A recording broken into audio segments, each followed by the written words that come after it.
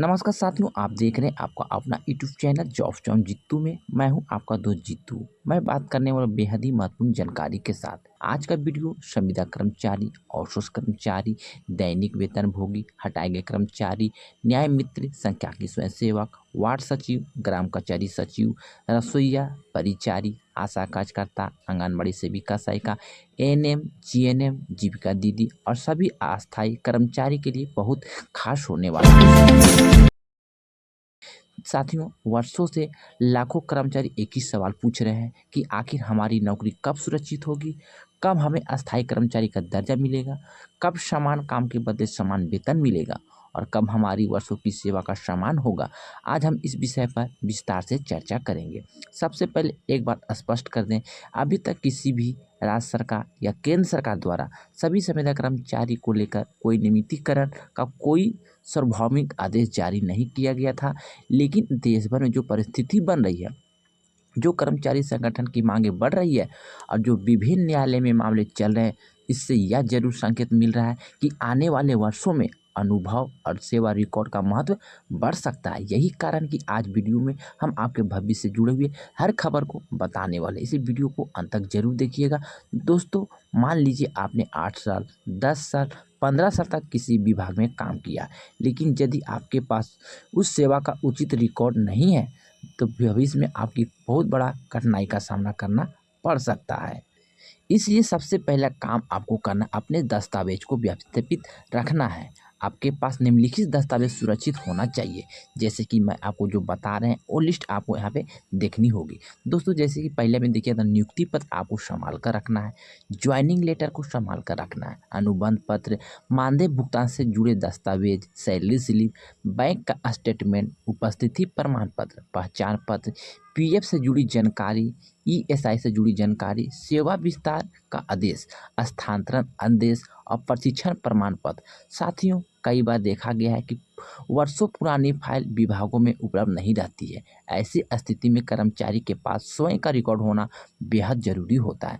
आज के डिजिटल युग में आपके हर महत्वपूर्ण दस्तावेज का स्कैन कॉपी अपने ईमेल आईडी या तो अपने लैपटॉप में सेव करके सुरक्षित रख सकते हैं। यदि मोबाइल ख़राब हो गए तो आपको वहाँ पे काम आ सकता है।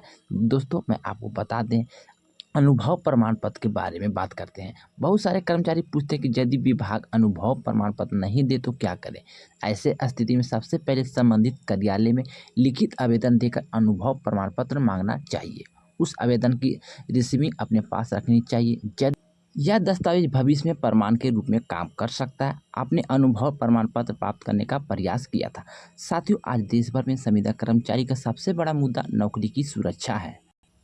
हर साल अनुबंध नवीनीकरण का डर बना रहता है। कई कर्मचारी को यह चिंता सताती है कि कहीं अचानक सेवा समाप्त ना कर दी जाए। इसलिए कर्मचारी संगठन लगातार मांग कर रहे हैं कि लंबे समय से कार्यरत कर्मचारी के लिए स्पष्ट नीति बनाई जाए।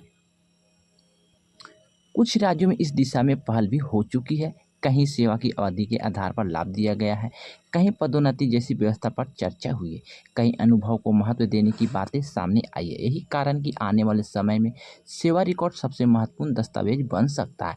साथियों, यदि आप संविदा कर्मचारी हैं तो आने वाले वेतन संबंधी रिकॉर्ड पर भी विशेष ध्यान देनी चाहिए।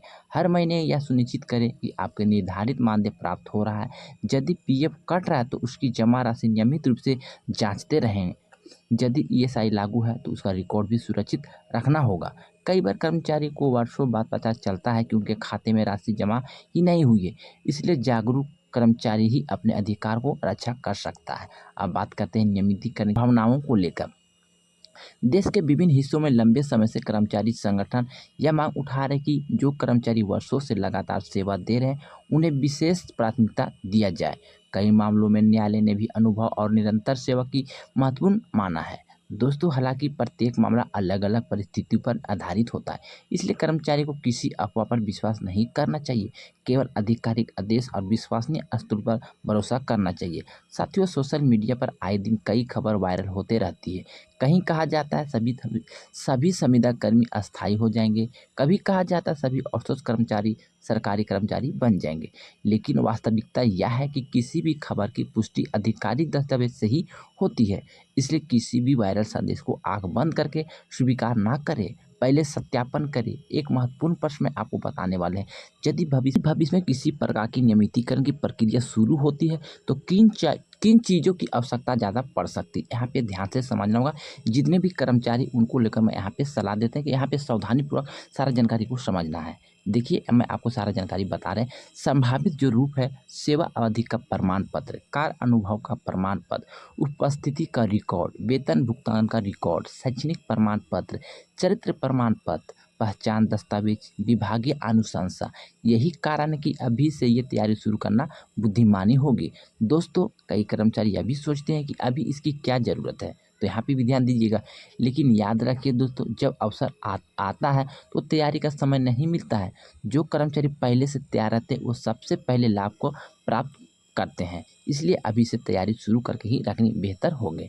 दोस्तों, यदि आप अपने दस्तावेज व्यवस्थापित कर लेते हैं तो भविष्य में आपको किसी दलाल, बिचौलिए या तो ठेकेदार के चक्कर में नहीं आना पड़ेंगे। इसलिए आप लोग अभी से ही तैयारी में लगे रहें। आपका रिकॉर्ड ही आपकी सबसे बड़ी ताकत बनेगा। दोस्तों, हमेशा याद रखें, आपकी मेहनत की कमाई से जुड़ा हर कागज़ महत्वपूर्ण है। आपकी नौकरी से जुड़ा हर दस्तावेज महत्वपूर्ण होता है। आपकी सेवा का हर वर्ष महत्वपूर्ण है। इसलिए अपने दस्तावेज को संभाल कर रखें। उस डिजिटल कॉपी को बनाएं, समय समय पर अपडेट करें और अपने अधिकार को प्रति जागरूक रहें। इसी से जागरूकता का शोषण रुकेगा। इसी जागरूकता से कर्मचारी सशक्त बनेंगे। अगर आप संविदा कर्मचारी, आउटसोर्स कर्मचारी, आशा कार्यकर्ता, आंगनबाड़ी कार्यकर्ता, सेविका, सहायिका, न्याय मित्र, सांख्यिकी स्वयंसेवक, ग्राम कचहरी सचिव, वार्ड सचिव या किसी भी अस्थायी पद पर कार्यरत है तो इस वीडियो को अपने सभी साथियों तक जरूर पहुंचाएं, क्योंकि जानकारी ही सबसे बड़ी शक्ति होती है। दोस्तों, आपको क्या लगता है, क्या लंबे समय से कार्यरत संविदा कर्मचारी, आउटसोर्स कर्मचारी, दैनिक वेतनभोगी, हटाए गए कर्मचारी एक राष्ट्रीय नीति बननी चाहिए? इन सभी को लेकर क्या अनुभव के आधार पर विशेष लाभ मिलना चाहिए? अपनी राय कमेंट बॉक्स में ज़रूर बताइएगा। दोस्तों, अगर आपके मन में कोई सवाल, कोई सुझाव या कोई ऐसा सबूत है जिसे आप कमेंट बॉक्स में भी दे सकते हैं। तो मैंने सारा जानकारी, सारा इन्फॉर्मेशन बता दिए। फिर भी कोई जानकारी छूट गए, बोलने में मिस्टेक हो गई या कोई गलती हो गई तो आप अपना छोटा भाई समझ के क्षमा कीजिए, क्योंकि यहाँ पे मिलेंगे आपके विभाग से संबंधित हर नई खबर सबसे पहले।